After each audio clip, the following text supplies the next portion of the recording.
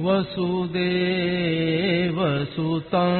देवं कंसचाणूरमर्दनम्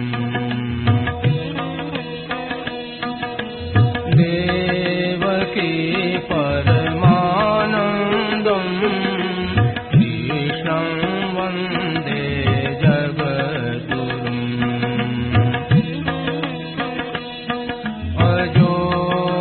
सन्नव्ययात्मा भूतानामीश्वरोऽपि सन् प्रकृतिं स्वामधिष्ठाय सम्भवाम्यात्ममायया यदा यदा हि धर्मस्य ग्लानिर्भवति भारत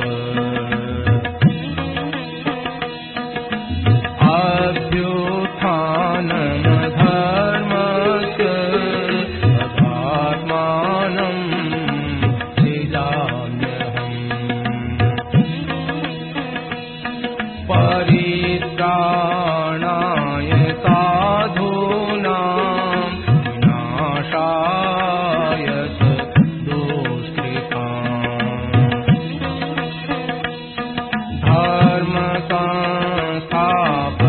धर्मसंस्थापनार्थाय सम्भवामि युगे युगे जन्म कर्म च मे दिव्य एवं यो वेत्ति तत्त्वतः त्यक्त्वा देहं पुनर्जन्म नयति मामेति सोऽर्जुन वीतराग भय क्रोधा मन्मया मामुपाश्रिताः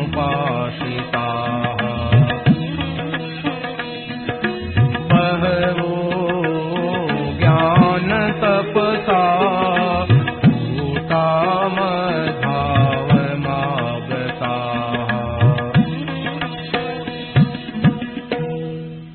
राम, यह प्रवचन परम श्रद्धेय स्वामी जी श्री राम सुखदास जी महाराज द्वारा श्रावण शुक्ल एकादशी विक्रम संवत 2052 अनुसार 7 अगस्त 1995 को लगभग प्रातः 8:30 बजे जयपुर में हुआ।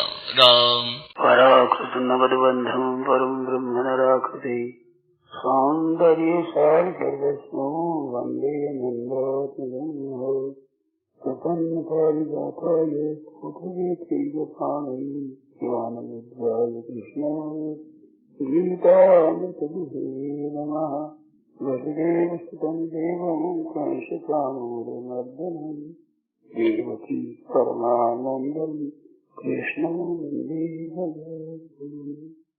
वंशीविभूषितकरान्दवलीलदाभात् पीताम्बरा गरुणबिम्बफलादपुष्पात् पूर्णेन्दुसुन्दरमुखाय जन्मनेत्रात् कृष्णात् परं किमपि तत्समात्मजाने।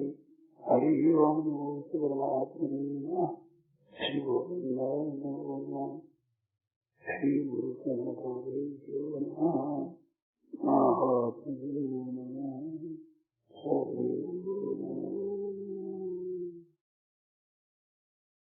नारायण नारायण नारायण।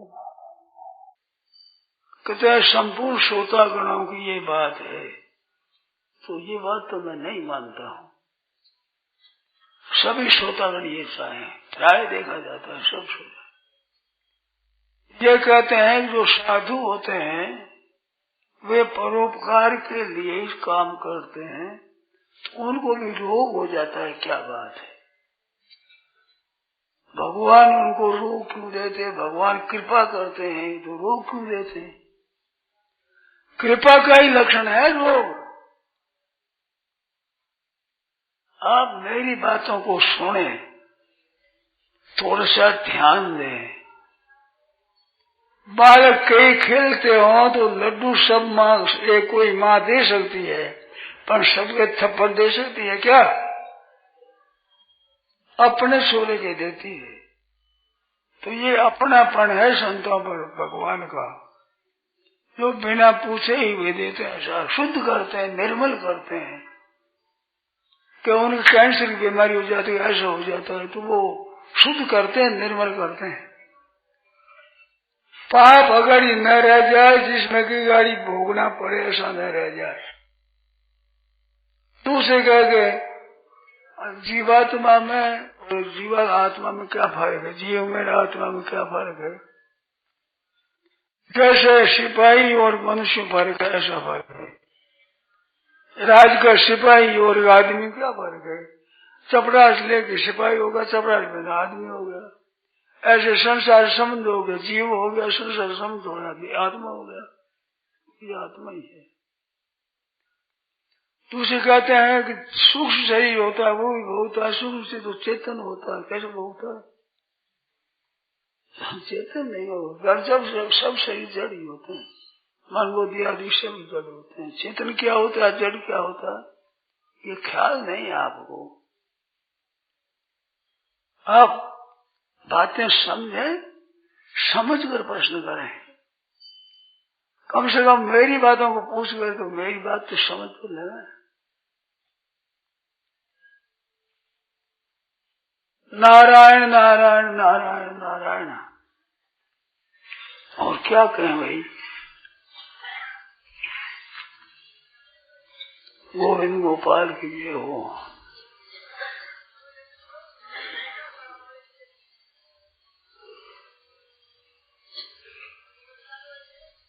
कोई मेरे से पूछते हैं क्या? क्या कहते हैं भाई? मेरे से नहीं है। नारायण नारायण नारायण नारायण।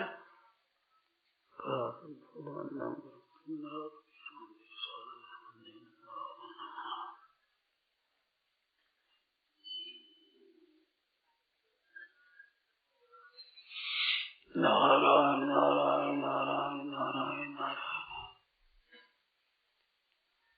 तेरे भावे जो करो भलो बुरो संसार, नारायण तू बैठ के अपनो भुवन गुहार। वास्तव में मनुष्य मात्र का एक कर्म है कि अपना उद्धार करना है, दूसरों का ठेका नहीं लेना है। अपनी अच्छी सम्मति कह देना है। करे तो खुशी की बात, न करे तो बहुत आनंद की बात। समझे? करो तो बड़ी खुशी आनंद की बात है, और न करे तो बहुत आनंद की बात है। ये जो हमारे में एक कमजोरी है, हमारी बात मानता है, हमारे अनुकूल चलता है, वो हमें अच्छा लगता है, ये हमारी कमजोरी है। हम दूसरों के सहारे जीना चाहते हैं, स्वतंत्र रहना चाहते हैं, ये इसका अर्थ होता है। दूसरे हमारी बात माने, दूसरे हमारी सेवा करे, ये क्या है? ये असली बंधन है। वे दूसरा अच्छा करे ये बंधन नहीं है। हम जो चाहते हैं कि हमारे अनुकूल हो जाए, ये बंधन है। मनुष्य का जीव मात्र अनुकूलता में फंसता है, प्रतिकूलता में फंसता नहीं है। बंधन अनुकूलता में ही होता है, प्रतिकूलता में बंधन नहीं होता है। प्रतिकूलता से तो मन हटता है, और जितना संसार से मन हटता है उतना ही परमात्मा में लगेगा। परमात्मा में न लगे तो संसार से हट जाए तो ये निहाल हो ही जाएगा। तम विद्या दुख संयोग वियोग योग संसार का वियोग हो जाए, संसार से मन हट जाए, इसका नाम योग का है भगवान ने। उसको योग है ना, परमात्मा से संबंध हो जाता है।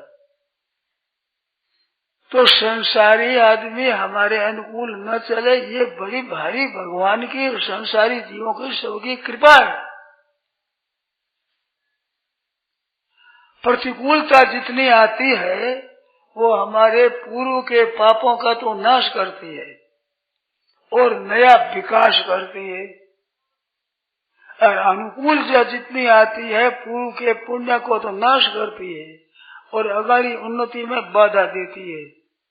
आलसी प्रमादी भोगी हम हो जाएंगे। अनुकूलता जितनी मिलेगी, आलसी है, प्रमाद है, भोग है, आराम है, इसमें फंस जाएंगे। तो ये लोग और परलोक में हित नहीं होगा, हित प्रतिकूलता में है। देखो, न को हम हंस के सीखे हैं, न कुछ हम रो के सीखे हैं, कुछ थोड़ा सा सीखे हैं, किसी के हो के सीखे हैं। न हंसने से हम सीखे, न रोने से, किसी के हो के सीखे हैं। किसी के हुए, किसी की हमने मानी है बात, उसी से हम अच्छे हुए हैं। हमारे में जो अच्छाई आई है वो किसी के होकर रहने से ही आई है, अभिमान से नहीं आई है। वीर वीर गुरु नाम परुषाक्षराभेस्तिरस्कृता यान्ति नरा महत्वम अलब्ध शानोत्कर्षणाम नृपाणाम न जात मौलौ मणियो वसंती। कह रहे हैं कि गुरुजन है, बड़े जन है, हमारा भला चाहने वाले हैं, उनके जो कठोर कठोर वचन है, ताड़ना है, उससे मनुष्य बड़ा होता है, उसके वचनों से तिरस्कृत होता है, वो महत्व जानती, वो बड़े ऊंचे पद को प्राप्त हो जाता है। मणि निकलती है, बड़ी कीमती मणि पदर्वत में, वो मणि साफ करते हैं तो ये शान होता है ना, खुरशान, ऐसे कहते सर सर, छुरा लगाते हैं, कतरनी लगाते हैं, चक्कू लगाते हैं, साफ करते हैं, उसे धार देते हैं, वो ऐसे खाते हैं, वो सर सर सकता है। शान, शान संस्कृत में शान है, हिंदी में खुरशान सुना है, आप क्या कहते हैं पता नहीं।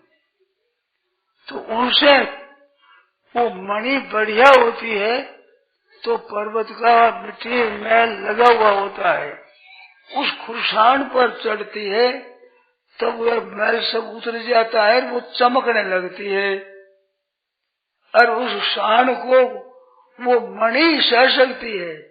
मिट्टी का ढेला पत्थर ये नहीं सह सकते, तो एक समय में खत्म हो जाएगा।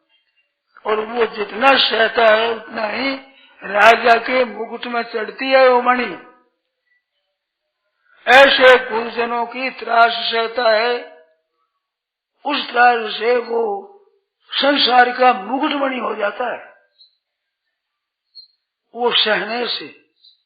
और वो नहीं सह सकता, वो मिट्टी का ढीला है, वो मणि नहीं है, वो असली नहीं है, वो नकली है। नकली होता है बिखर जाता है, ढीला है। असली वो महाराज चमकने लगता है, विलक्षणता आ जाती है उसमें। इस वास्ते गुरुजनों की आज्ञा में रहना बहुत अच्छा है।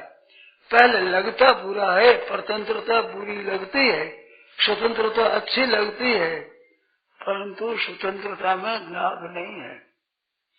दुष्टों की परतंत्रता सहनी पड़ेगी उसको। जो गुरुजन है, श्रेष्ठ है, हमारे हितैषी है, उनकी बात नहीं मानेगा, उसको दुष्टों के कब्जे में आना पड़ेगा, स्वतंत्रता भोगनी पड़ेगी, जमराज के दूतों की स्वतंत्रता भोगनी पड़ेगी, जूते खाने पड़ेंगे। और संसार में भी चोर डाकू दुष्ट हो गए, उनके वश में भी होंगे, क्षमता में हुए नहीं तो किसके होंगे। और जो अच्छे अपने हितैषी है, वास्तव में संत है, महात्मा है, श्री माता है, पिता है, अभिभावक है, हमारा हृदय से भला चाहते हैं उनकी स्वतंत्रता मिलती नहीं है। मिल जाए तो समझना चाहिए कोई भाग्य खुल गया, कोई भगवान की विशेष अलौकिक कृपा हो गई जो ऐसे पुरुषों के शासन में हम रह जाएं। तो हमारी धारणा शासन में रहने की न होकर आराम पाने की होती है, तो वो खराब चीज है, वो अच्छी नहीं है। वो स्वतंत्रता अच्छी दिखती है, स्वतंत्रता बुरी दिखती है, तो ये मूर्खता है, ये बेसमझी है।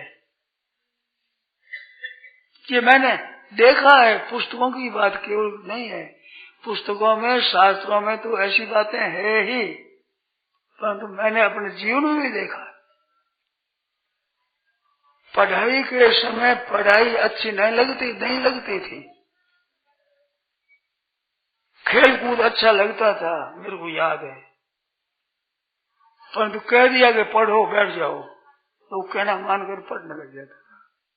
उन गुरुजनों के कहने से बहुत लाभ हुआ है। स्वतंत्रता से खेलता तो ये आज यहाँ बैठकर आपको कहता ऐसा मैं नहीं रहता, कभी नहीं होता। मेरी खुशी में चलता स्वतंत्रता से, तो उसमें कुछ फायदा नहीं है। वो दिखती अच्छी है, वो फिर दुष्टों के परवश होना ही पड़ेगा। जो सज्जनों के संतों के बस नहीं होगा, वो दुष्टों के डाकुओं के बस में होना पड़ेगा, अगर इस जमराज के दूतों के बस में होना पड़ेगा। अगर पहले से ही अच्छे महात्माओं की आज्ञा में उनके अनुसार चले, उनके मन के अनुसार चले, तो दुख कभी भोगना ही नहीं पड़ेगा। जहाँ जाएगा वहाँ आराम ही आराम पाएगा, लोग आदर ही आदर करेंगे, सेवा ही सेवा करेंगे, ऐसा बन जाएगा। इस वास्ते ये प्रश्न आया कि संतों को कष्ट क्यों होता है। वो कष्ट में जो लाभ होता है वो आराम में लाभ नहीं होता। अब विचार करो, एक बनावटी बात कहता हूँ, मान लो कि दो आदमी है, 20-25 वर्षों के हो गए, ख्याल करना बात का, दोनों आदमी 20-25 वर्षों के हो गए। एक आदमी के तो माता पिता 5-7 के वर्षों के थे तो भी मर गया, और एक आदमी में बाप और दादा और परदादा बैठे हैं, 20-25 वर्षों तब तभी दादा और माँ बाप और दादी सब बैठे हैं। ख्याल करना मेरी बात का, ध्यान देकर सुनना। जिसके माँ बाप मर के अकेले रह गया, वो 20-25 वर्षों का होगा, बड़ा ही योगी और चतुर हो जाएगा, और जिसके माँ बाप बैठे रहेंगे वो 20-25 वर्ष तक मूर्ख रह जाएगा। अपने पर भार न आने से मनुष्य शुद्ध नहीं होता है। वो चाहे स्वतः अपने पर भार आ जाए, चाहे गुरुजनों के शासन का भार आ जाए, उसकी उन्नति होगी ही नियम है। और जो अपने पर भार नहीं आया है, ऐसा आदम सुधरेगा नहीं, बिगाड़ होगा उसका। ये स्वतंत्रता अच्छी लगती है, स्वतंत्रता और स्वतंत्रता है, उसके 4 भेद होते हैं। स्वतंत्रता में स्वतंत्रता, स्वतंत्रता में स्वतंत्रता, स्वतंत्रता में स्वतंत्रता, और स्वतंत्रता में स्वतंत्रता, ये 4 भेद होते हैं। स्वतंत्रता में स्वतंत्रता, मन माने जैसे करे, मन माने जाए, मन जाने जैसे करे, ये स्वतंत्रता है। उम्र भर स्वतंत्र रहेगा, उम्र भर नहीं, मरने के बाद भी स्वतंत्र होना पड़ेगा उसको। ये अपनी मर्जी से चाहे, आज लोग कहते हैं हम तो साहब नई रोशनी के आदमी हैं, हम लकीर के फकीर नहीं है, मुलायक है, हमें नहीं बदलती है। जो नई रोशनी के होते हैं वो स्वतंत्र होते हैं। तो स्वतंत्र गधा होता है, यहाँ ला कर यहीं पेशाब कर देगा, क्योंकि स्वतंत्र है, चाहे सी करे चाहे सू करे, स्वतंत्र।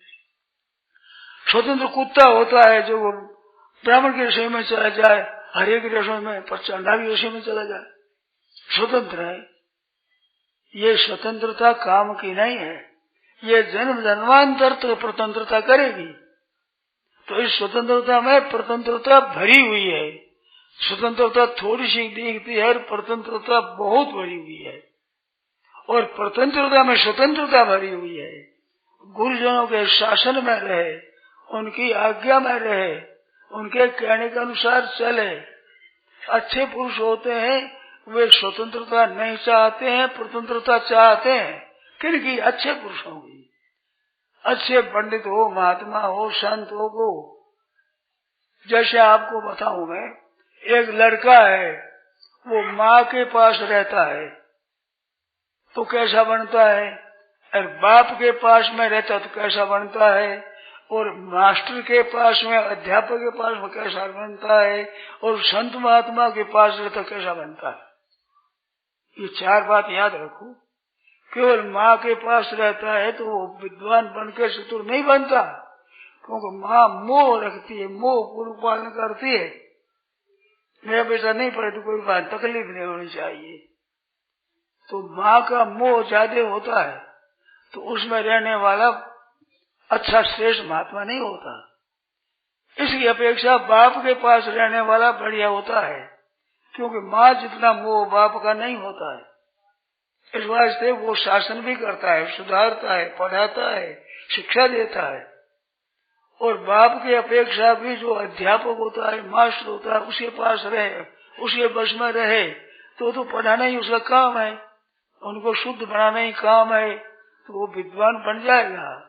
और वो कहीं संत महात्मा के पास में रहे और उसके कहने में रहे तो महात्मा बन जाता है। वो पारस और महात्मा में बड़ा अंतर हो जान। एक पारस होता है, लोहे के छुआने से सोना बन जाता है, तो सोना बन जाता है। उससे भी महात्मा के पास, संत के पास उनकी आज्ञा में शासन रहता है, वो संत बन जाता है। तो पारस और संत में बड़ो अंतर हो जान, उनमें अंतर है। वो लोहा कंचन करे, वो लोह को कंचन बना देता है, पर लोह से बना हुआ कंचन, उस कंचन में ये ताकत नहीं कि दूसरे लोहे को कंचन बना दे। और महात्माओं के पास रहने वाला वो महात्मा बन जाता है, दूसरे दुष्टों को महात्मा बना देता है। तो पारस वो पारस है जो पारस की खान है, दूसरे पारसी बनते चले जाते हैं। तो अच्छे महात्मा कोई मिल जाए तो उनकी स्वतंत्रता भाग्यवान को मिलती है, बड़े भाग्य तो मिलता नहीं। ये मिलती कहाँ है, ढूंढने पर भी मिलते नहीं। अच्छे आदमी पहले से ही कम होते आए हैं। आप पुराणों में देखो, शास्त्रों में देखो, भागवत में देखो, आप सुन ही रहे हो। जितने अच्छे हुए हैं, कोई तपस्या पुत्र वास्ते कर रहा है, कोई स्त्री वास्ते कर रहा है, कोई धन वास्ते कर रहा है, कोई राज्य वास्ते कर रहा है। अपने कल्याण के लिए चेष्टा करने वाले कितने मिलते हैं। भागवत में इतिहास आप सुनते हो तो उसमें केवल अपना उद्धार हो ऐसे आदि बहुत कम मिलेंगे। तो पूर्व जमाने में भी कम थे, इस समय भी कम है। अपना इतना बड़ा शहर है, उसमें सत्संग कितने करते हैं, इतने बड़े शहर में से बाहर के आदमी कितने आए हैं और शहर के आदमी कितने आते हैं, इस भाव से आया लगाओ। तो जो अच्छी इच्छा वाले, अच्छे काम में लगने वाले बहुत कम मिलेंगे, जो कि अपना भी उद्धार करे और औरों का भी उद्धार कर दे, अपना भी सुधार करे, दुनिया का भी सुधार करे। ये कायदा है, सुधरे हुए सुधार करे, बिगड़े हुए बिगाड़ करेंगे। गीता सीखने वाला कईयों को गीता सिखा देगा, और चिलम तम्बाकू सीखने वाले कईयों को भांगी और भांगड़ी और नशेबाज बना देंगे। इस वास्ते संघ का बड़ा असर पड़ता है।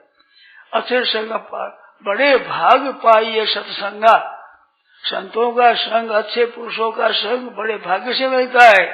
संत नाम साधु मात्र का नहीं है, संत भाव होता है।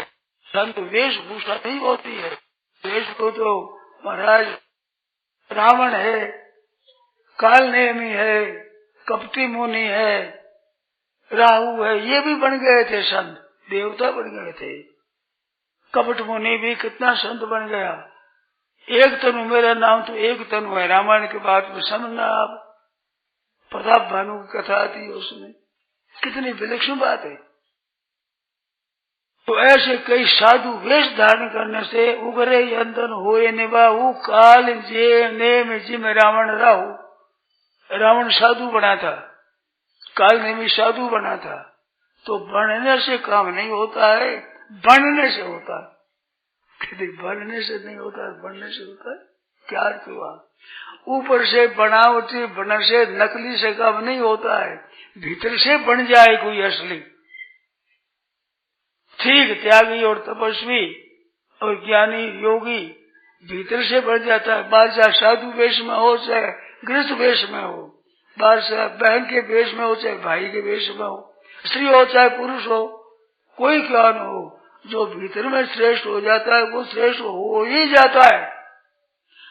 भजन करे पाताल में प्रगट हो तो आकाश, डाबी धुई नहीं दबे ये कस्तूरी की बास। भजन गुप्त रीति से करता है तो भी उनका प्रकाश हो जाता है, लोगों पर असर पड़ जाता है, वचनों का असर पड़ जाता है, दर्शनों का असर पड़ता है, हवा का असर पड़ता है, चिंतन का असर पड़ता है।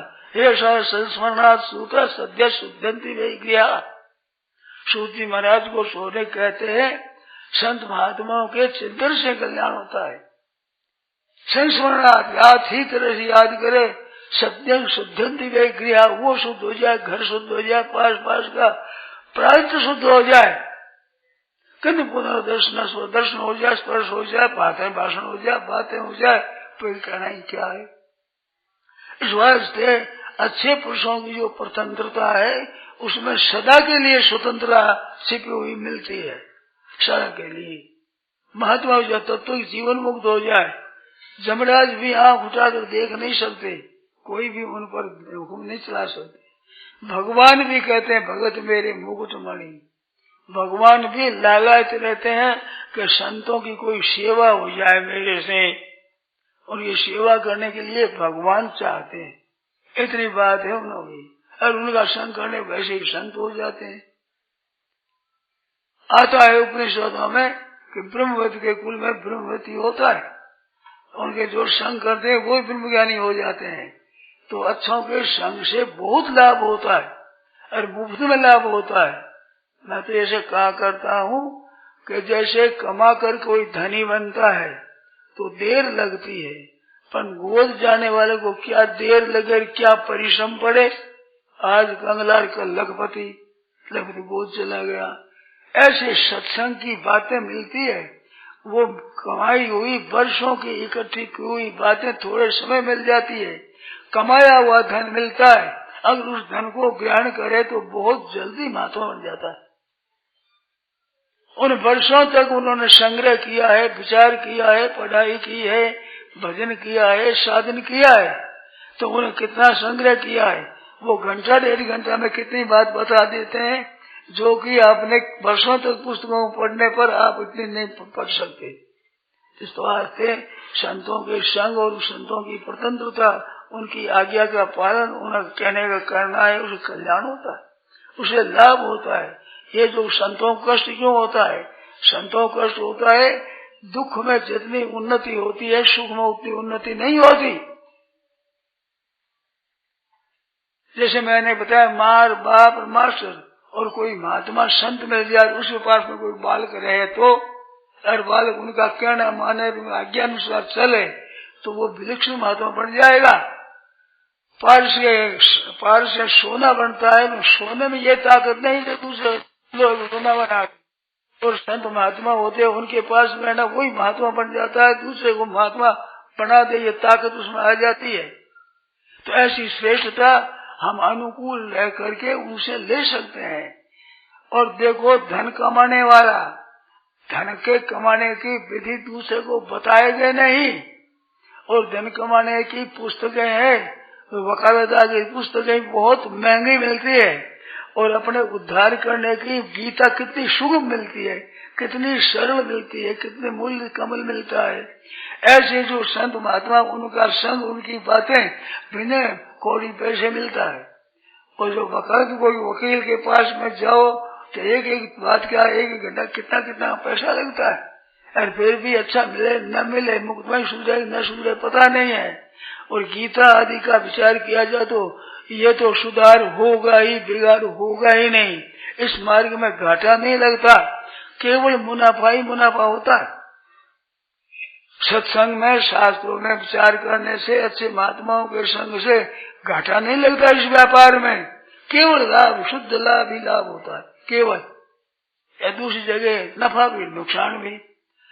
तो लौकिक बात बताने वाले इतने मिलते हैं, पर वो बताते नहीं। जिस व्यापार से उनको लाभ हुआ है, वो व्यापार में जाते हैं स्टेशन पर, दूसरे निगाह रखते हैं कि ये कहाँ जा रहे हैं, निगाह रखते हैं। और उनको पता लग जाए कि भाई मेरे पीछे ये जासूस लगे हैं मेरी बात जानने के लिए, तो पूर्व का टिकट देता हुआ पश्चिम का लेगा उनके सामने, फिर जाएगा पूर्व में, बताएगा नहीं कि मेरी बात है, मेरा व्यापारी सीख जाएगा। वो छिपाता है। और पारमार्थिक बात जिसको मिली है उसके मन में बताने की आती है, जितना लेने वालों के मन में नहीं आती उससे ज्यादा आती है। जैसे माँ का हृदय में बालक का हित है, उसका बालक उस हित कुछ समझता ही नहीं, वो क्या समझेगा? जितना माँ समझती है बालक समझेगा।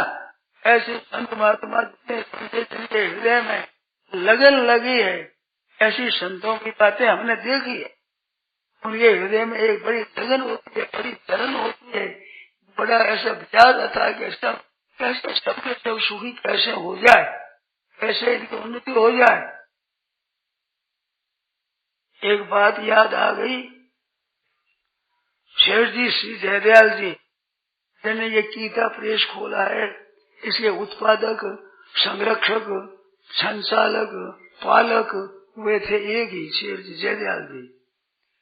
सत्संग होता था ऋषिकेश में, प्रति वर्ष सैकड़ों हजारों आदमी आकर लाभ लेते हैं, अब भी लेते हैं। उनकी ऐसी बनाई हुई चाल अब भी जो चलती है। उनको एक शेठ ने पूछा कि आप इतना करते हो, 2-3 महीना रहे, सैकड़ों आदमी, हजारों आदमी, उनके खाने पीने का सब सामान पहले से जुटाते थे, शुद्ध घी जुटाते थे, हाथ से निकाल कर दूध का क्रीम निकाल कर शुद्ध घी रखते थे, शुद्ध चीनी रखते थे, सब सामान रखते थे। और वो पुरानी बात है, मैं आया ही नहीं था, उनसे पहले वो जो भंडार है वो खुला रहता था। अपने खुशी जाओ, कोई तोल करके ले लो, ले जाओ अपना, कोई तोलने वाला करने वाला आदमी नहीं। और अंत में कहता कि इतना मैं लाया हूँ, इतना सामान ले लो। उस समय में आदमी तोल ले लो, और जो भाव दूसरी जगह से सस्ता मिलता है, खाद्य पदार्थ वहाँ सस्ते देते हैं, इतना जुटा कर जाकर सबको सस्ता मिले, आराम से मिले। अब तो रहने की जगह भी सैकड़ों हजारों, क्या कई सैकड़ों तो है ही, कमरे बन गए हैं, रहने की जगह बन गई थी। पहले की जगह नहीं थे इतने, पहले कष्ट से रहते थे, और उसमें रोजाना 1-2 को बिच्छू खा जाता था। अब 1-2 को महीना 2 महीना में भी कोई शाक काटता है, इतनी सुविधा हो गई है। पहले ऐसी बात थी। तो वो सब सामान इकट्ठा करते हैं कई महीनों से, जो सत्संग करने वालों के लिए। तो एक सज्जन ने पूछा कि आप इतना परिश्रम क्यों करते हैं? बारात आती है, 3 दिन में लोग उकता जाते हैं, और आपके ये 2-3 महीना तक बारात रहती बड़ी बड़ी, और आप उकताते नहीं, क्या बात है? और पैसा पहला खर्च करते हैं, सब्जी में जुटाते हैं, आदमियों को लगाते हैं, तो इतना क्यों करते हैं? तो उन्होंने उत्तर दिया कि एक पारमार्थिक लाभ है, उसको मैं जानता हूँ, मैं समझता हूँ कि सबको ये लाभ मिल जाए, किसी तरह से इनको सब ये लाभ मिल जाए, ये विचार आता है मेरे मन में। अब वे ले न ले उनकी मर्जी है, परंतु मौका उनको दिया जाए तो पारमार्थिक लाभ देने वालों के मन में देने की रहती है, और रुपया कमाने वाले मन में छिपाते हैं कि ये भी रुपया कमाना सीख न जाए हमारे से कहीं, तो हमारे कहीं बाधक हो जाएगा। क्योंकि धन है सीमित, परमात्मा है असीम, सब के सब ले लो, घाटा लगता ही नहीं, केवल नफा ही नफा होता है। सांसारिक नफा नुकसान दोनों होते हैं, इस वास्ते वो छिपाते हैं कि हमारे कहीं पांति न पड़ जाए, उनके हिस्से में दूसरे के हिस्से में न आ जाए। ऐसे तो ऐसा का संग है, उनका जो शासन है उसमें बड़ा लाभ होता है, बहुत लाभ होता है, वो मैं कह नहीं सकता। उनके इशारे से चले, कहने से चले, उनका आदर भाव हो, उसी तरह से अपना जीवन बनावे तो वो विलक्षण बन जाते हैं मनुष्य। उसमें अलौकिकता विलक्षणता आ जाती है, क्योंकि वे देना चाहते वो लेने वाला चाहिए। संसारी बात लेने वाले मिलता है, देने वाला नहीं मिलता है, और वे देने वाले मिलते वो लेने वाला नहीं मिलता है। तो इसलिए ऐसा कोई मिल जाए तो समझना चाहिए कि भगवान की कृपा है। तो स्वतंत्रता में स्वतंत्रता भरी है, और स्वतंत्रता से मर्जी आओ जैसे ही करो, उनमें सदा के लिए स्वतंत्रता। चोरों के, डाकुओं के, जमरात के, दूतों के, रोगों के, घाटे के, तरह तरह की परवशता भोगना ही पड़ेगा, उसे बच सकते नहीं। इस वास्ते अच्छी जो स्वतंत्रता है उसमें स्वतंत्रता भरी है, और स्वतंत्रता में स्वतंत्रता भरी है। और स्वतंत्रता में स्वतंत्रता क्या है कि परमात्मा तत्व को प्राप्त हो गए, और मस्ती से उनके शासन में, उनके जीवन में भी स्वतंत्रता है, और मरने के बाद ही स्वतंत्रता है। सदा ही स्वतंत्र है। और जो भोगों में फंसे हुए हैं, रात दिन हाय धन, भोगेश्वरी प्रसन्नता नाम, धन इकट्ठा करना, भोग भोगना, एतावती निश्चय कर लिया। ठगी करते हैं, झूठ करते हैं, किसी तरह से कोई ठगाव में आ जाए, दुकान खोलते हैं, दुकान आवे कोई अकल का अंधा, गांठ का पूरा, जो काम बढ़ जाए मेरा, इस तरह से भावना उसकी होती है। तो जिस जगह ठगाई में तो वे अभी भी स्वतंत्रता भोगते हैं, और परिणाम में भी स्वतंत्रता, अभी भी दुख पाते हैं। धन पास में हो जाए पर हृदय जलता है, हृदय में आग लगी हुई है। उनकी बातें जो उनके नौकर है, वे उनके नौकरे रहते हैं, उनसे जीविका चलती है, घर खर्चा चलता है, पर आपस में बात करते हैं कि सेठ के पैसा तो हो गया, मन अकल नहीं है, ऐसी बात करते हैं। और संत महात्मा बात करते हैं कि भाई निहाल कर दिया तो, अरे बाबा जी कोटी एक नहीं देते। सत्संग संत महात्मा कोटी पैसा एक देते नहीं, और सेठ देता है, और लेने वाले निंदा करते हैं। साधु तो भिक्षा और ले ले, देने कुछ नहीं, तो लोग प्रसन्न होते हैं, कारण कि उनके हृदय में परोपकार रहता है। जानवर होते हैं, वे जानवर भी जो बधिक होता है उसे भाग जाते हैं, और संत महात्माओं के पास में रहते हैं। वाल्मीकि आश्रम का वर्णन रामायण में आया है, पढ़ना वहाँ सिंह और बकरी साथ में, हरिण और वे साथ में खेलते हैं, खूब मनमाज से, आनंद से, आपस में बैर विगत बैर बेहरे एक संगा, बैर रही तो सब साथ साथ ही घूम रहे हैं। हृदय में राग द्वेष नहीं, पशु पक्षी हो गए, उनके संग और वहाँ पर आश्रम रहने में शांति मिलती है। तो उनके संग से, उनके वचनों से, उसके चिंतन से और इसके स्मरण याद करने से विलक्षणता आ जाती है। तो ऐसे पवित्र बनते, वे पवित्र बनते हैं, पहले स्वतंत्र होते हैं, गुरुजनों की साथ रहते हैं। वे इस वास्ते कहते हैं धर्म गुणों की चाहिए, गुणों की ताड़ना सहनी चाहिए, और जानना चाहिए कि ऐसी चाट मिल जाए तो बड़ी प्रसन्नता और आनंद होता है, क्योंकि उस स्वतंत्रता में महान स्वतंत्रता भरी हुई है, महान आनंद भरा हुआ है, विशेष आनंद सुख भरा हुआ है।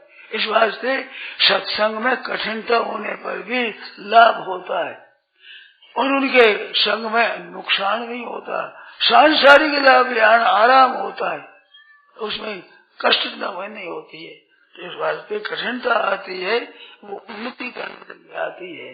रोग आते हैं, वो रोग भी पापों का नाश करने के लिए आते हैं, और साधन करने में रोग आते हैं तो रोग सहायक होते हैं। रोगी होने पर पापों का नाश होता है, ये प्रत्यक्ष बात है।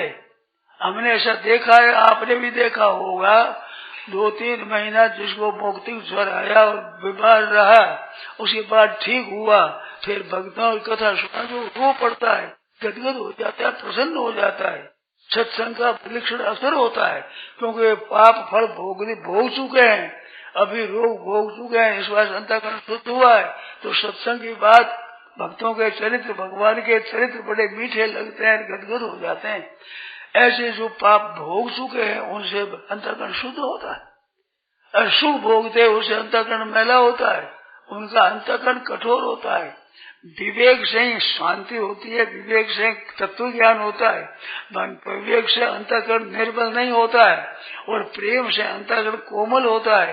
कोमल अंतःकरण होता है वो दूसरों के दुख से पिघल जाता है। ये बात सुनिए ने कई बार कही है कि संत हृदय नवनीत समाना, कहा कवन पर कहे न जाना। गोस्वामी जी कहते हैं संतों का हृदय मक्खन की तरह होता है, कहते कहना आया नहीं, कवियों को कहना नहीं आया। निज परिताप द्रव्य नवनीता, मक्खन तो खुद के आंस लगे तो पिघलता है, एक संतों का हृदय दूसरे के दुख से पिघलता है, अपने दुख से पिघलता नहीं। भज्य आदि पे कठोर नहीं, अपने में दुख आवे तो भज्य की तरह कठोर होते हैं, वो पिघलते नहीं। दूसरे दुख देखने से कोई सह सकते नहीं, ऐसा अंतःकरण कोमल होता है। वो प्रेम में जितना कोमल होता है इतना ज्ञान में कोमल नहीं होता है। ज्ञान में मुक्ति हो जाती है, कल्याण हो जाता है, परंतु इतनी नम्रता नहीं आती, कोमलता नहीं आती, और भक्ति से कोमलता है। इस वास्ते भक्तों के लक्षण दिखे गीता में, मैत्रा कर्म ये उसे, ये गुणातीत के लक्षण में नहीं है, सतपज्ञ के लक्षणों में नहीं है, ज्ञानियों के योगियों के लक्षणों में नहीं है। जो भक्तों के लक्षण में मैत्रा करुण एवं सबके मित्र होता है, सबके कृपा होती है, हृदय द्रवित हो जाता है।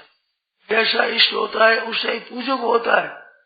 नृसिंह भगवान के पूजन करने वाले बड़े तेज क्रोधी होते हैं, विष्णु भगवान पूजे सौम्य होते हैं।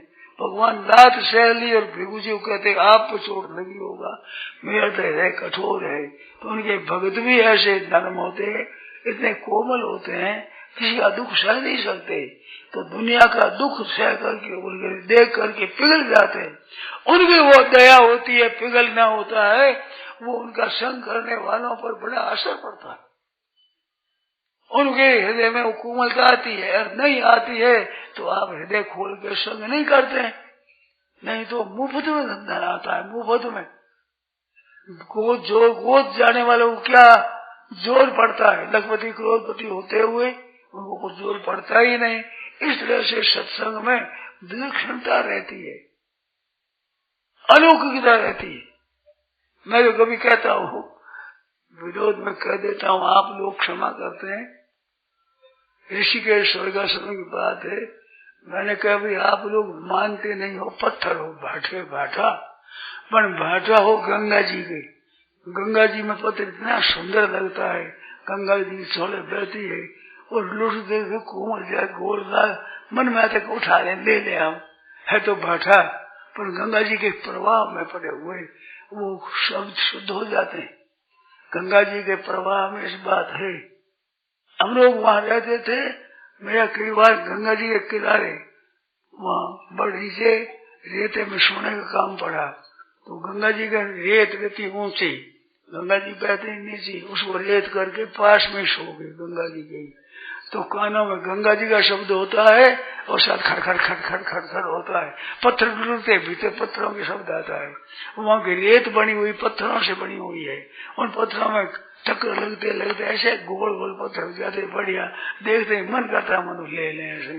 तो सत्संग में प्रवाह में परे परे पत्थर ऐसे गोल हो जाते, उनमें योग्यता आ जाती है। बड़े बड़े पंडित लोगों में वो चीज नहीं, पढ़ाई विशेष कर लेने पर भी वो योग्यता नहीं आती जो सत्संग से आती। ये शेर जी श्री जयदयाल जी का परिश्रम वर्षों से चल रहा है, तो उनमें ऐसी बातें आती है।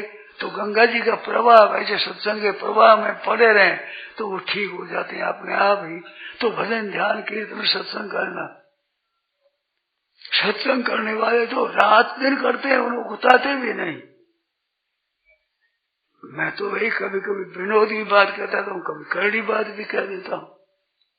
किसी ने पूछा कि आपको तो मुफ्त में रोटी मिलती है, मुफ्त में, बिल्कुल सच्ची बात है, एकदम रोटी मुफ्त में, कपड़ा मुफ्त में, मकान मुफ्त में, किराया मुफ्त में, पुस्तक मुफ्त में, आदर मुफ्त में, हम खर्चा कुछ करते ही नहीं, और इतनी चीजें मिलती है जो खर्च करने वाला वो नहीं मिलती। भोजन आदि की जो सुविधा मिलती है तो मिलती है भाई हमें तो, और भाई हमें ये मिलती है नहीं, भगवान की कृपा मिलती है, हमें भक्ति मिलती है, हमें ज्ञान मिलता है, हमें त्याग मिलता है, हमें जितनी चीजें मिलती है आप जानते ही नहीं। हमारे मदन लाल जी थे चूड़ी वाले, वो साधु बन गए आत्मानंद जी, तो वे गीता प्रेस के काम करते थे, सेवा दल गीता जैसे दुनिया को सेवा करते थे, तो वे कहते हैं कि आप गीता प्रेस खोल लिया और सेवा दल करते हो, उसमें आप पैसे कमाते हो और वाह वाह भी कमा लेते हो। तो वे बोले कि आपको इतना ही पता है कि हम पैसे कमाते हैं, वाह वाह कमाते, इतना ही आप जानते हैं। हम परमात्मा को प्राप्त कर लेते हैं, वो भी हो जाता, आपको पता ही नहीं है। तो हमारा लाभ कितना होता है आपको क्या पता? आप जितने बड़े बड़े ठग होते हैं, काम करते हैं ऐसा। शेर जो कहने का कोई बढ़िया बड़ा ठग है जो ठगों को भी ठग लेता है, बड़ियों को भी ठग लेता है। वो ठग क्या लेता है? हृदय की बात कहकर पिघल जाते हैं लोग अपने आप। महाराज उनका हृदय और हो जाता है, सत्संग करने से स्वभाव सुधर जाता है। आदमी धन से समझते हैं कि हम बड़े हो जाते हैं। तो मैं विनोद में कई बातें कह दिया करता हूँ ऐसा। आप समझते हैं कि हम मोटर रखते हैं, तो आप मोटर रखते हैं तो मोटर आप पर चढ़ती है और हम मोटर पर चढ़ते हैं। हमारे पर मोटर नहीं चढ़ती और आप हरदम चढ़ी रहती है, आप कभी कभी मोटर पर चढ़ते हैं। हम मोटर पर आप मोटर पर चढ़ते तो मोटर आप पर चढ़ी रहती है और हमारे पर मोटर चढ़ती ही नहीं। बोलो, आप पैसे रखते हो, कमाते हो, कष्ट उठाते हो, और पैसे आप रखते हो और बढ़िया बढ़िया भोजन हम करते हैं। कैसी मौज की बात है। आपके 2, 3, 4 साग बनते, हमारे में 5, 7 साग रोटी तरह तरह आती, आपको मिलती नहीं थी, हमारे को मिलती तैयारी सब तरह से ही। और धीर शरण महाराज को निष्दन करिए मौज, रामचरण संसार दुख संसार सुख दही दिखावे रोज। तो इनमें बड़ा मौज होती है। एक कहानी याद आ गई भाइयों, बता देते हैं।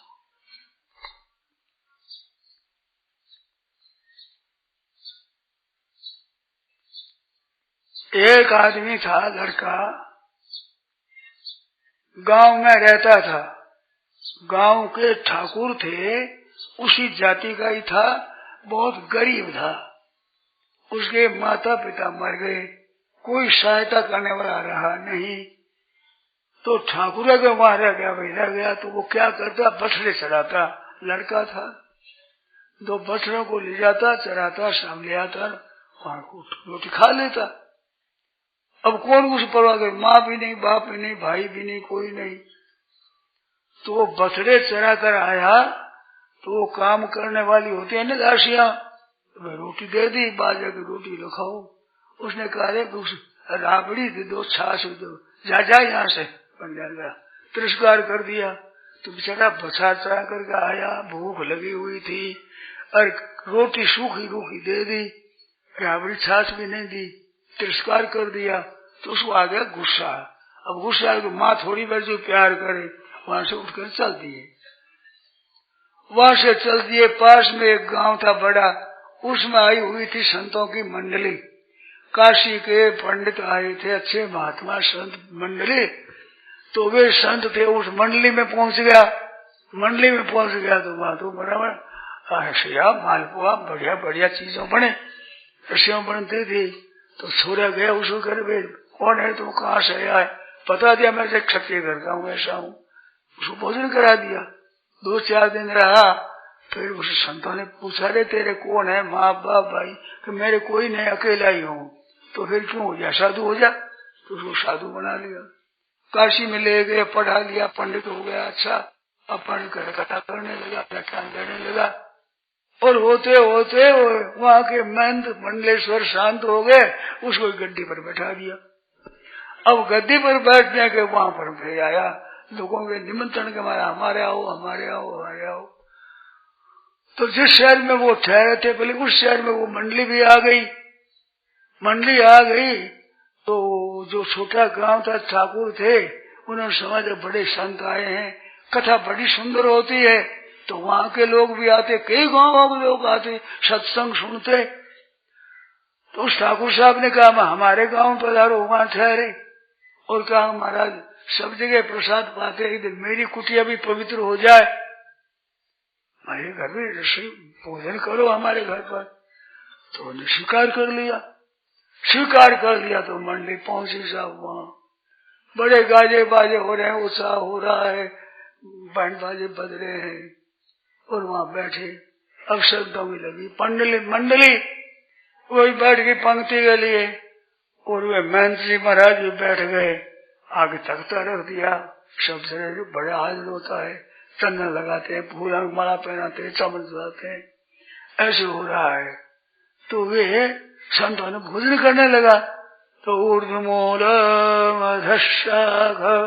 मश्वत्थमो प्राहुरव्ययम् छन्दांसि यस्य पर्णानि यस्तं वेद स वेदवित्।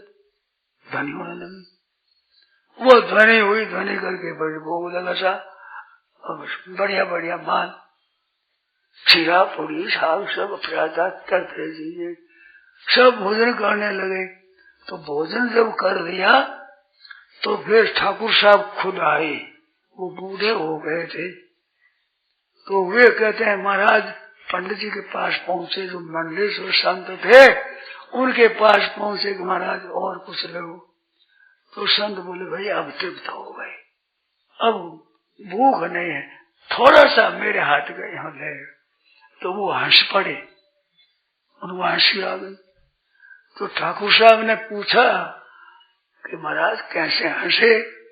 तो एक बात याद आ गई। तुम्हारे क्या है, हमारे को बताना है, वो तो बताओ। क्या बता देंगे? तो ठहर जाओ भाई, थोड़ी देर में ठाकुर साहब बात पूछते हैं, उनको बताता हूँ मैं। तो उस ठाकुर साहब से पंडलेश्वर जी ने पूछा कि आपके गांव का एक लड़का वो कहाँ है? हाँ लड़का था तो सही, कहाँ है? कि महाराज उसके माँ बाप मर गए थे, बाद में कहाँ है पता नहीं। उसका पता है आपको कहाँ है, वो कैसा है? कि महाराज हमने ख्याल ही नहीं रखा कहाँ गए, पता नहीं। तो कहने लगे कि वो मैं ही हूँ। बाबा मैं ही हूँ। मैं बछड़े चलाता था आपके, बछड़ा चलाते आया जिसमें महाराज कहा रोटी दे दी गए, राबड़ी तो मांगी मिले न राबड़ी, कहाँ करूँ कहाँ लग वर्ण। आंगन वही है, मैं वही हूँ, ये सब ठाकुर वही है। इसी जगह मेरे को राबड़ी और छाछ नहीं मिली। आज ठाकुर साहब खुद हाथ से कहते मेरा भी थोड़ा सा ले लीजिए, मेरे हाथ से ही ले लीजिए। तो मांगी मिले न राबड़ी, करूं कहाँ लग वर्ण, अब मोहन भोग गले में अटके आ संतोरी शरण। संतोरी शरण आया, आज मोहन भोग गले में अटके, काबिज नहीं साबिज नहीं। ठाकुर साहब खुद कहते हैं, और आपके नौकर वे पढ़ार ने जो वे भी देती, जो राबड़ी छाछ नहीं थी, और छाछ ज्यादा होती तो बछड़े पीते हैं, गायों पीती है। चातुर्मास पहले के जमाने, आज तो हम गायों को बेचारा राम राम कर रहे, क्या करें, ऐसे थी, वो चीज नहीं मिलती। और उन्हें देखो मैं वही हूँ। आंगन में बैठे स्वाद मेरे को हंसी आ गई कि देखो मैं भी वही हूँ। ठाकुर साहब आप भी बहुत बूढ़े हो गए, उतने उस समय में जवान थे, ठीक थे, अब ये तो जवान हो गए, बाद में ठाकुर बूढ़े हो गए। आप अपने हाथ से देते हैं तो मोहन भोग गले में अटके। तो ऐसे संतों के शरण होने से ऐसे है, और भगवान के शरण हो जाए तो भगवान कहते भगत मेरे मुकुटमणि, भगवानों का मुकुटमणि बन जाए, भगवान के लाडले बन जाए, भगवान के आदरणीय बन जाए। भरत सरिष को राम सने ही, जग जपु राम राम जपु जय। जग तो राम जी का भजन करता है, और भरत जी का भजन राम जी करते हैं। भरत भरत भरत भरत भरत, कितनी विलक्षण बात है ये। यथा मां प्रपद्यन्ते तांस तथैव वदाम्यहम्। और खुली शरण है सज्जनों, आप में सब जितने आप हो, चाहे पापात्मा हो, चाहे पुण्यात्मा हो, चाहे धनी हो, चाहे गरीब हो, चाहे पढ़े लिखे हो, चाहे मूर्ख हो, चाहे सुंदर हो, चाहे असुंदर हो, आपका आदर होता हो, निरादर होता हो, सच्चे हृदय से भगवान में लग जाओ, ये जीवन बदल जाए, जीते जीते जीवन बदल जाए। कितनी बड़ी बात है, जीते जी, नहीं तो परलोक में ही हो जाएगा, दूसरे लोग में हो जाएगा, दूसरे लोग में नहीं है। सच्चे हृदय से भजन में लग जाए, उसकी सुगंधी फैल जाती है। मैंने ऐसे लोगों में देखा है जो भजन में लग गए, खुद उन्होंने अपना वर्णन किया है। एक साधु थे, मेरे सामने आयुर्वेद का काम करते थे, वैद्य की करते थे। तो वैद्य के में गांव में गए तो वहां कहते मन नहीं लगता, रोजना 4-5 रुपया, पहले 5-6 रुपये भी बहुत कीमती होते थे, रोजना आ जाए, यहाँ कौड़ी नहीं आती। उनके भी जब सत्संग लगा तो सब रुपया अपने खर्च कर दिया और भजन में लगे रात्र दिन। देखा मैंने, उनका जीवन देखा, मेरे सामने थे। तो ऐसे ऐसे भजन में लग जाते उनकी महाराज, संसार में सुगुनी हो जाती है, संसार मानने लग जाता है उनके सामने जीते जी। और कई भगत सदन कसाई थे, ऐसे कई भक्त हो गए जो चोर थे, डाकू थे, बड़ा ऐसा काम करते रहे, वे संत बन गए, महात्मा बन गए। बीकानेर के पास में एक कोडमदेसर गांव है, कोडमदेसर, जिसमें भैरू जी रहे, भैरू जी का पूजन होता है। तो वहां हुए थे, एक माधोदास जी महाराज उनका स्थान है। तो वे माधो सिंह थे, बड़े डाकू थे, दामी डाका डालने वाले, 10-15-20 साथ में राजपूत रहते थे और जो उसको लूट लेते थे, उस जंगल में रहते थे। तो पश्चिम से जैसलमेर की तरफ से लोग आए, अन्न खरीदने, अकाल पड़ गया था, लोग भूखा मर रहे थे। ऐसे अवस्था में वे धान खरीदने के लिए आए, तो अनाज खरीद करके बीकानेर से उधर जा रहे थे। तो कोडमदेसर के पास ही सरोवर है, तालाब है, उसमें पानी था। तो शाम की वक्त हुई, कहते यहाँ रोटी बना ले, खा ले, फिर चलेंगे गाड़ी। तो वे वहां ठहर गए। तो उसी पास में माधो सिंह नाम के वो डाकू नामी वो रहते थे। उन्हें देखा कि भाई अठवे 2 रोज पीछे हेरा कर दिया, तो बैठ के पास में दूर, रात्रि अंधेरी, कहीं को लूटना है, ऊंट भी मिल जाएंगे, धान भी मिल जाएगा, सब ठीक हो जाएगा। ऐसा विचार करके भी ठहरे। वो सब काम नहीं करने लगे, मैंने रसोई बनानी है, रोटी बनानी, खाना है। ऊंट चारा चल रहे थे, वो रोटी बना के खा रहे थे।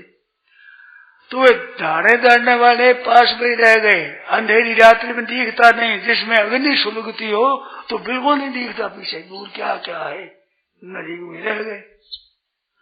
तो दूसरे लोग जाते, माधो सिंह ने कहा तुम ठहरो, मैं जाता हूँ पहले उनके पास में जा करके, और ऐसा कहूँ कि जब ये अग्नि सूख रही है ना, तो अग्नि के बुझते ही आप आ जाना, बस फिर देव लूट लेंगे सभी।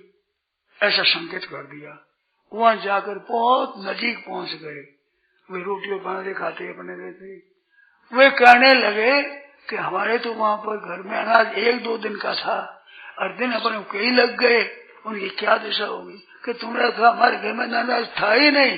तीसरा कहे हम तो उधार ला करके 2-3 से काम चलाए, हम इतने दिन में घर वाले जीते मरेंगे मर जाएंगे क्या पता नहीं। ऐसी वो बातें कर रहे थे। ऐसा आकाश पड़ा हुआ तो माधो सिंह जी सुन रहे थे, और फिर कहने लगे राजपूतों को राजपूत जानते ही हैं कि कहीं माधो सिंह आ गए तो बड़ी मुश्किल होगी, भी ये है जितना सब लूट लेंगे। तो सुन रहे थे माधो सिंह जी, बोले भाई इतने अकाल में पड़े हुए, अन्य कुटुंब अन्न नहीं मिलता है ऐसी दशा में, और उसको हम के लूट लेंगे तो कितना हम दुष्ट काम करते हैं। उनका हृदय पिघल गया, पिघल गए, सामने जाके खड़े हो गए।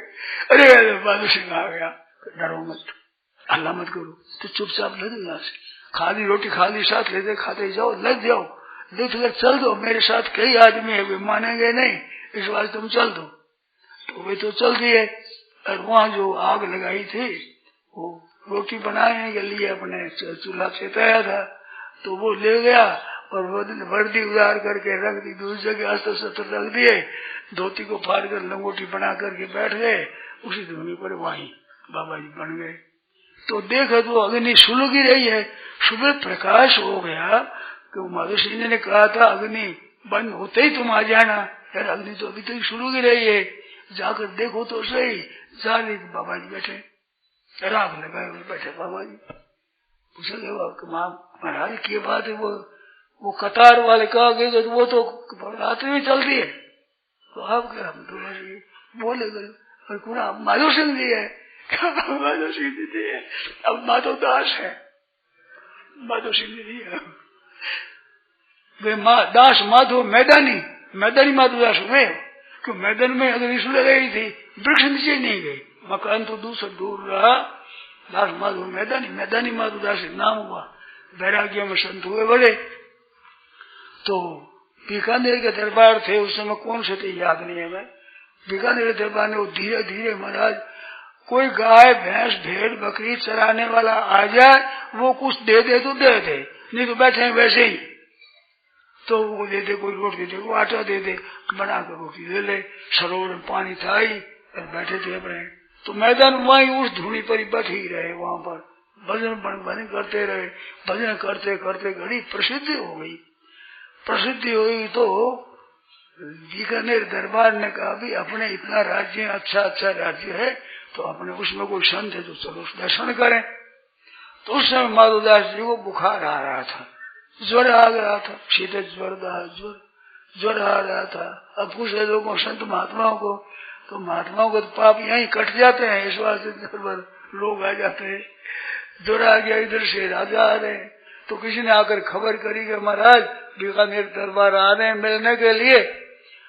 तो क्या करें, तो अपनी गुदड़ी को कहा कि भाई देखो तुम थोड़ी देर में आज ज्वर तुम ले बुखार ले लो, राजा से बात करने पहले ले लूंगा, बुखार में बात नहीं कर सकता।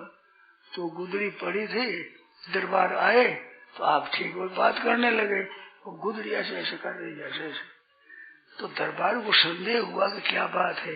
राजपूत ठहरे न पहले का, कोई जानवर को मारा होगा जो बेचारा करता होगा। राजा लोग बहमी होते हैं। तो महाराज क्या है, तो कुछ नहीं, ये करती है। तो कुछ नहीं, ये क्या बात हुई, ये दूर कैसे कर रही थी। कहते तो ये बात हुई, आप आ गए, बुखार आया तो हमारे बुखार तुम थोड़ी देर तुम ले ले बुखार, जितने राजा से बात कर लो, ऐसे सिद्ध हुए। बड़ी बड़ी चमत्कारी बातें आती। तो डाकू थे इतने लूटने वाले, वे संत बन गए। और संत बनते कितने बड़ा संतों में बड़ी भाई महिमा हो गई। तो इस वास्ते भगवान की तरफ लगने से और ही तरह हो जाता है आदमी। वो संसार का नहीं रहता, वो संसार से ऊंचा उठ जाता है, वो भगवान को प्यारा हो जाता है। ऐसे भगवान को सब प्यारे, सब मम प्रिय, सब मम उपजाए। जितने जीव है, अच्छा है, मंदा है, भूत है, प्रेत है, पिशाच है, राक्षस है, असुर है, मनुष्य है, देवता है, कोई क्या है, भगवान की सब संतान। भगवान सब पर मोरी बराबर दया। और भगवान में लग जाते उनकी लक्षणता हो जाती। नारायण नारायण नारायण।